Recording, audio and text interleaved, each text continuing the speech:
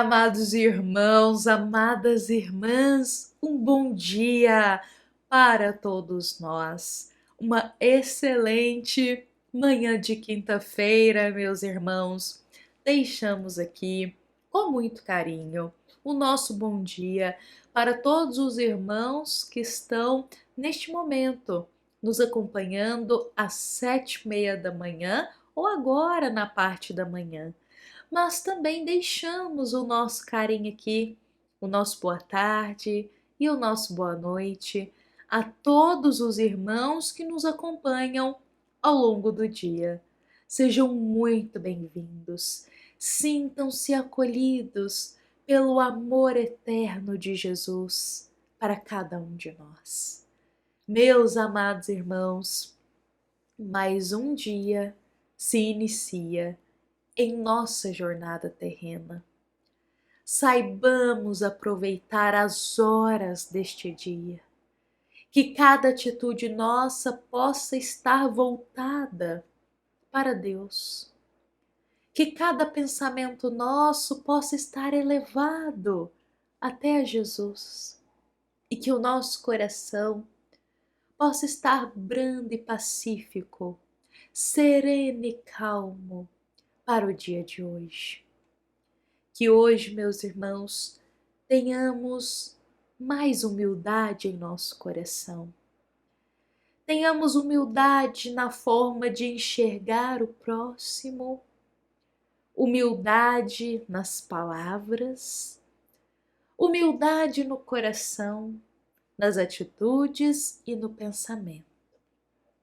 Esta grande virtude que é a humildade, exemplificada tão belamente por Jesus, possa hoje ser o grande guia da nossa vida.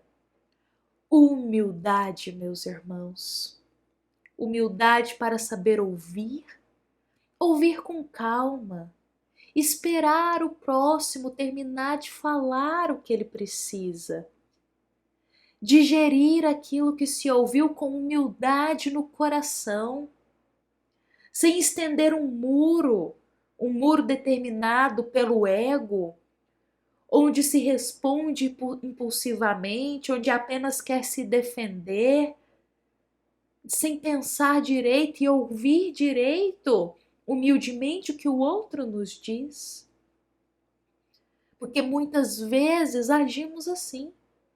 Alguém se aproxima, está conversando conosco, destinando palavras ali, a gente mal ouve aquilo que a pessoa está dizendo e já numa reatividade começa a responder, mas por puro capricho do nosso ego mesmo, egoísmo do nosso coração.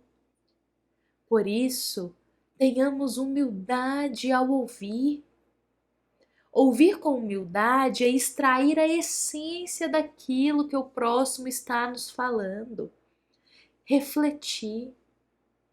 Que as nossas palavras possam ser humildes, que os nossos atos, que os nossos pensamentos e o nosso coração. Hoje e sempre, meus irmãos. Bom, com esta grande virtude hoje, guiando os nossos passos, meus irmãos, porque de vez em quando a gente precisa, sim, se lembrar das grandes virtudes que Jesus foi exemplo para nós. Precisamos nos lembrar dessas virtudes para vivê-las dia após dia. E com essas palavras, meus irmãos, eu vou convidar a todos que estão aqui presentes para nós iniciarmos a história hoje, darmos continuidade. Estamos aqui já com a obra 50 anos depois, momento em que nós unimos um trecho da história com o Evangelho segundo o Espiritismo. Meus amados irmãos, hoje nós estamos no capítulo 2 da segunda parte e nós chegamos naquele momento da história que Euvídio irá adentrar no quarto de Alba e verá toda aquela cena. Vamos aqui, meus irmãos, rememorar Que cena é esta?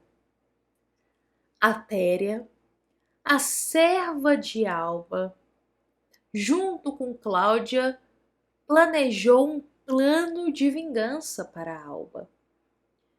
E o plano consistia em Atéria simular que Alba tinha tido um parto ali naquele dia. Um bebê que seria fruto de uma traição, enquanto Elvídio estava longe há mais de um ano trabalhando. Esse era o plano de Cláudia com Atéria. Sobretudo um plano de Cláudia, na verdade, para que ela conseguisse afastar Elvídio de Alba.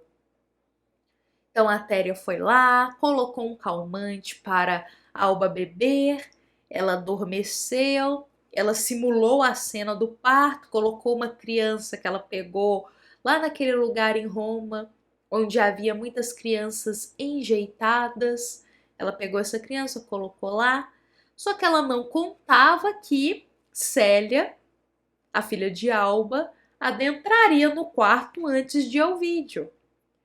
E quando Célia adentra, ela já enxerga toda a cena, já imagina as consequências daquela situação. Então, em um sacrifício interior, ela pega essa criança no colo e suplica para a Atéria confirmar que aquela criança, na verdade, é dela. Então, ela protege a mãe dela para a mãe dela não sofrer as consequências. Então ela pega essa criança para ela. E neste instante, Elvídio entra no quarto. Foi exatamente neste ponto que nós paramos ontem a nossa reflexão. Elvídio adentra no quarto e fica horrorizado com toda aquela situação. Alguém precisa explicar para ele logo o que está acontecendo. Ele enxerga a Alba naquela situação. Alba já estava acordando do calmante. Célia com um bebê no colo. Parece que alguém teve um parto naquele quarto. E a Atéria parada ali observando a cena. Elvídio, assustado, horrorizado, logo deduz já que alguém teve aquela criança no quarto. Mas quem seria? Alba ou Célia? E Célia logo toma a frente e afirma, diante do pai dela, Elvídio, que aquela criança que estava nos braços dela naquele momento era filho dela. Que enquanto Elvídio estava longe trabalhando, o prefeito Lólio andou frequentando a casa.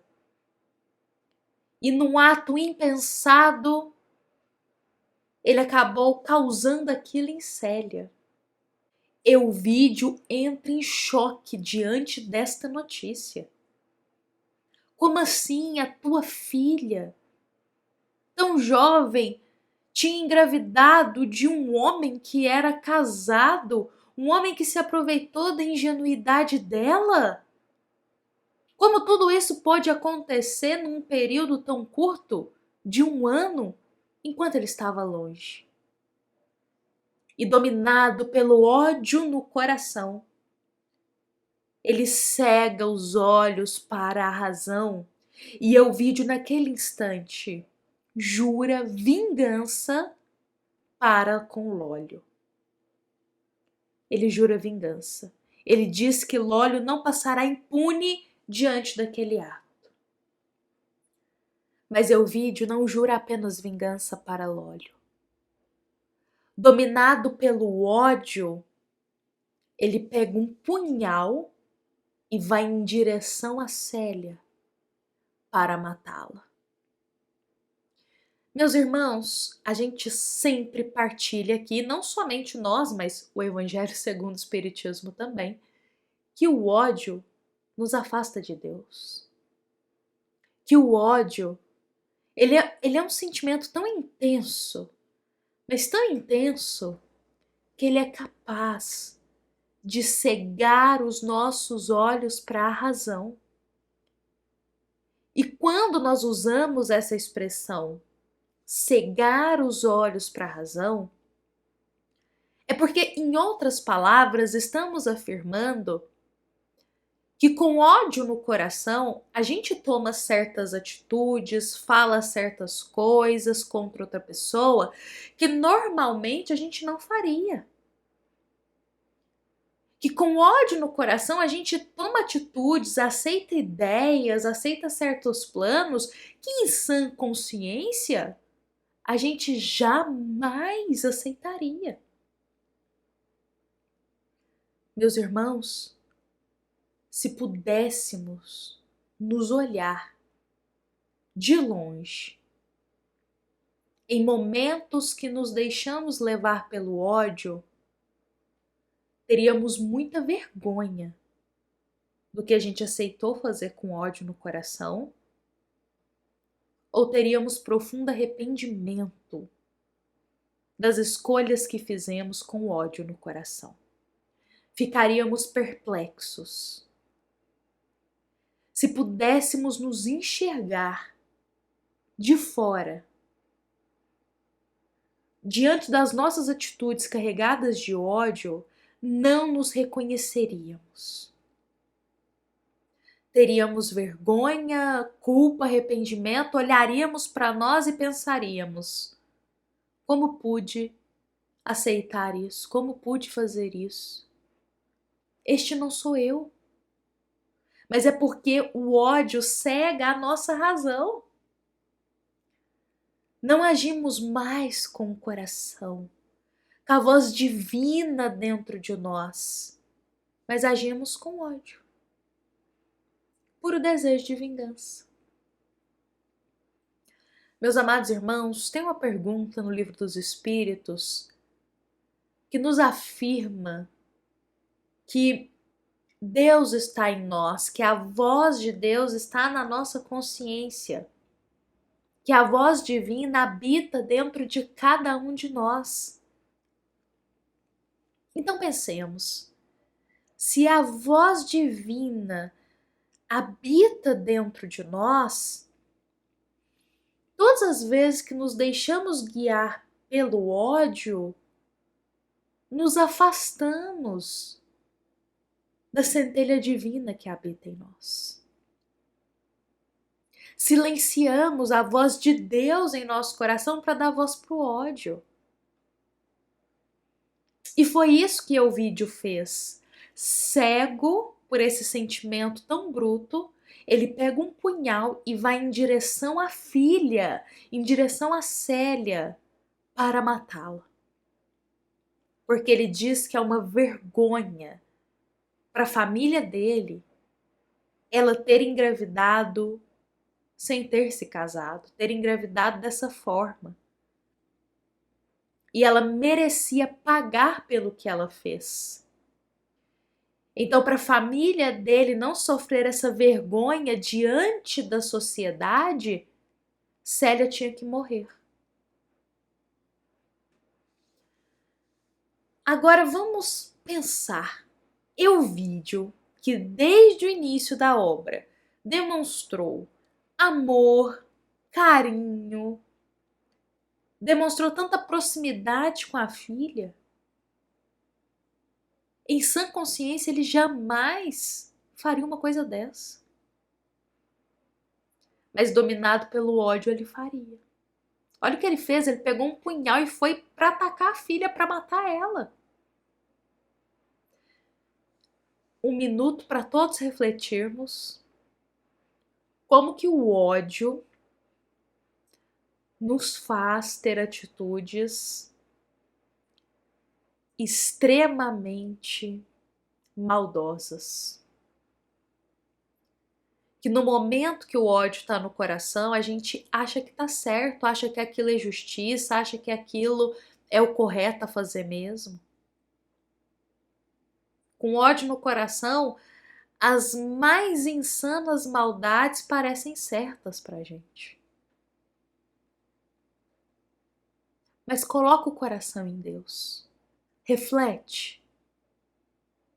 Seria certo agir dessa forma?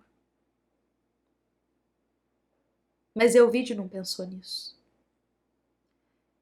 E ele vai em direção para matar a filha. Neste minuto, Alba interfere.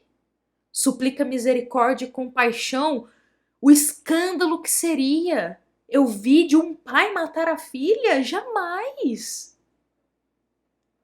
Alba impede Euvídio de fazer isso. Mas ainda dominado pelo ódio, ele olha bem no fundo dos olhos de Célia e diz que a partir daquele dia ela tinha morrido para aquela família. Que naquele minuto ela estava expulsa de casa junto com aquela criança. E que ela poderia esquecer que um dia ela fez parte daquela família. Que para ele e para toda a família ela morreu. E ele irá expulsar Célia com a criança do palácio. Que era para ela seguir um caminho bem longe dali. Meus amados irmãos, vamos observar 2 pontos aqui dessa parte da história. O primeiro, olhem que ponto chegou a mentira de Cláudia e Atéria. Só para a gente pensar que o ódio ele só faz estrago. Por onde ele passa, só faz estrago. Só estrago. Cláudia, o coração dela também estava cheio de ódio. Ela inventou toda essa mentira, todo esse plano. Ela destruiu uma família por conta de uma mentira. Nós sempre partilhamos aqui que a gente nunca consegue mensurar o alcance e a destruição de uma mentira. Essa história é a afirmação disso para nós.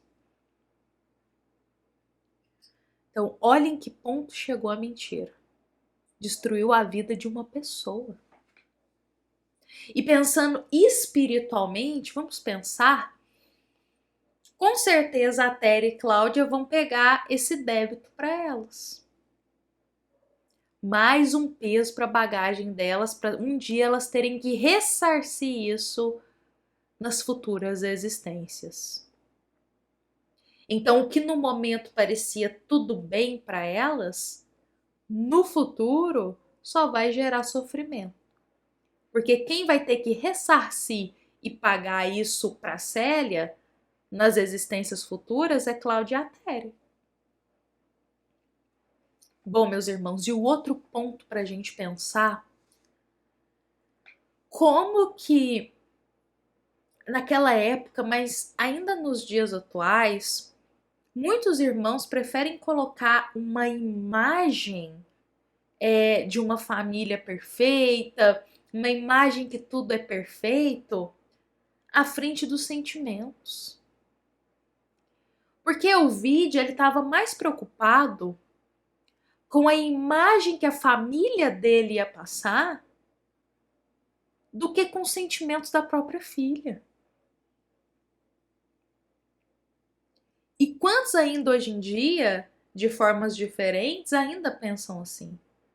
Se preocupam muito mais com a imagem que a família vai passar do que com os sentimentos daqueles que ali habitam o lar. Fato é que Célia foi expulsa de casa, porque o vídeo preferiu manter a pose da família do que ajudar a própria filha. Célia, neste momento, irá sair do palácio,